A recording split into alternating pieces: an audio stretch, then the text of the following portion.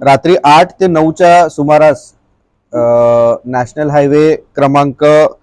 48 Khanivade toll नाक्याच्या इथे Creta गाडी जी गुजरातवरनं मुंबईच्या दिशेने येत होती, त्या गाडीवरती 5 लोकांनी दरोडा टाकून त्या गाडीमधील जवळपास 5,15,00,000चा मुद्देमाल जो कॅश होता तो पळवून आणि ड्रायव्हर आणि त्याच्यासोबतचा जो साथीदार होते अशी मारहाण केल्याची तक्रार